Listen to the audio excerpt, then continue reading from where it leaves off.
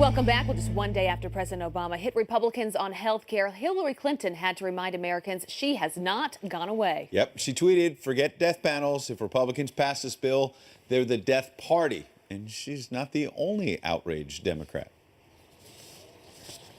These cuts are blood money. People will die. Let's be very clear. Senate Republicans are paying for tax cuts for the wealthy with American lives. That's pretty subtle. Is this type of talk really necessary? Here to react is the Hill contributor and author of Government Gone Wild, Kristin Tate. Kristin, thanks for being here. Thanks for having me. Good morning. What do you make of that? I mean, are we really supposed to take any of this seriously? This is exactly the kind of extreme and absurd rhetoric that I think is causing Democrats to lose elections and credibility. I mean, Democrats have made it very clear that their #1 priority right now is to obstruct Donald Trump and the Republicans' legislative agenda. They don't really seem to be doing a whole lot to work for the American people.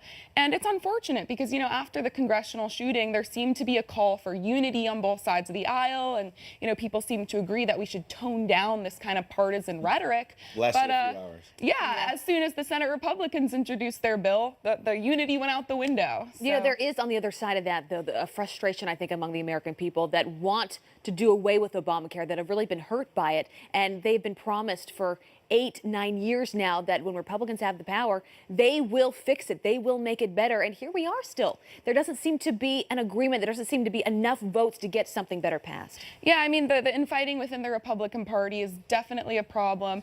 But I think the real roadblock here is those Senate Democrats who have refused to do anything. They refuse to work with Republicans.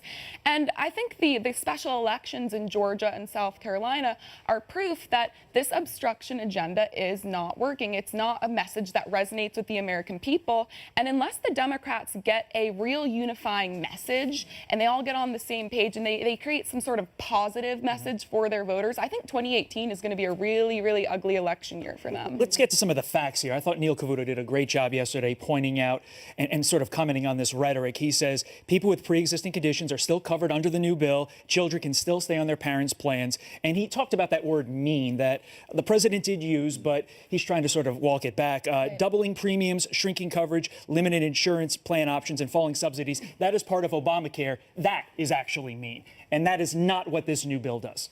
Right. And, you know, I think when they use this kind of rhetoric, it causes people to just roll their eyes and not even listen. I mean, this constant pounding of the drum and saying that millions of Americans are going to die because of Republicans, it's absurd. And I think the only people that buy into that at this point are the far left and I guess some folks in the media. It's just like an echo chamber of this like apocalyptic rhetoric, and it does nobody any favors. And at the end of the day, nothing's getting done. So we need more action and we need more rhetoric on both sides of the aisle, I think, that we can work together and actually make some progress happen here. Kristin Tate, government certainly has gone wild, at least this week.